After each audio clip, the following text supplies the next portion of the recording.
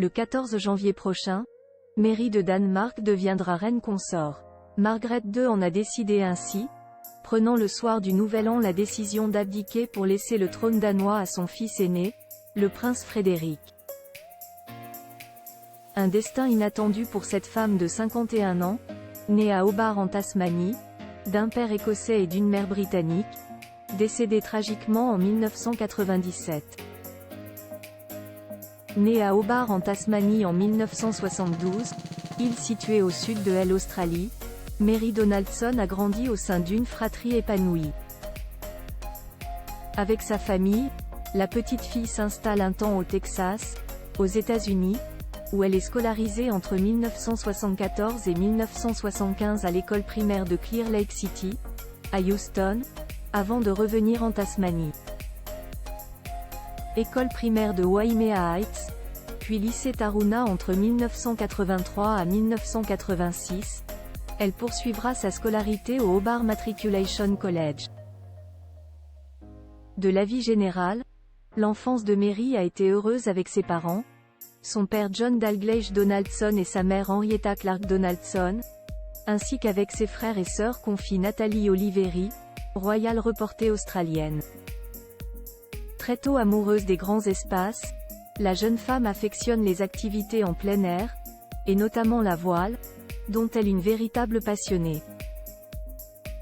Et pour cause, la ville des Hobart est la ligne d'arrivée de l'un des événements sportifs les plus célèbres d'Australie, la course de voilier Sydney-Hobart, qui a lieu chaque année le lendemain de Noël.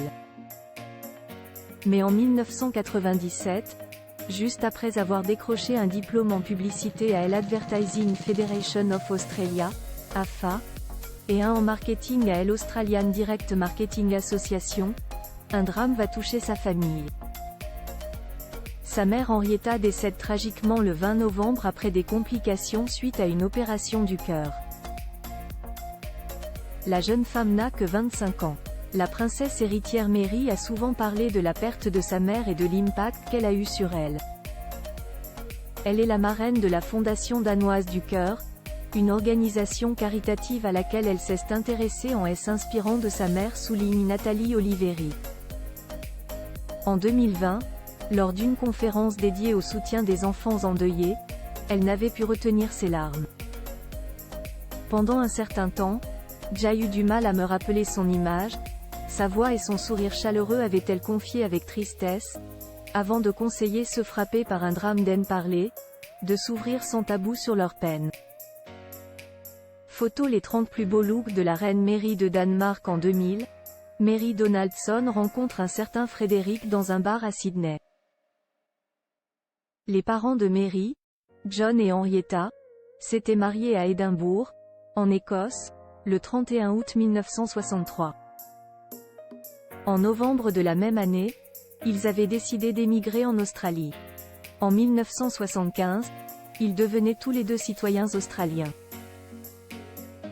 Henrietta avait travaillé un temps comme assistante exécutive du vice-chancelier de l'Université de Tasmanie, quand son mari était professeur de mathématiques appliquées. Après sa mort, John refera sa vie avec Susan Elizabeth Horwood, une auteure britannique, qu'il épousera en secondes noces le 5 septembre 2001. À cette date, la vie de Mary Donaldson a déjà pris un nouveau tournant. En 2000, elle croise la route du prince héritier du trône de Danemark Frédéric lors des Jeux Olympiques TE dans un bar à Sydney. 4 ans plus tard, ils se diront oui en la cathédrale luthérienne de Copenhague lors d'une cérémonie fastueuse réunissant de nombreuses têtes couronnées. 20 ans plus tard, l'histoire continue de s'écrire, et la discrète Mary Donaldson fera ses premiers pas le 14 janvier prochain, en tant que nouvelle reine consort. Dana Press.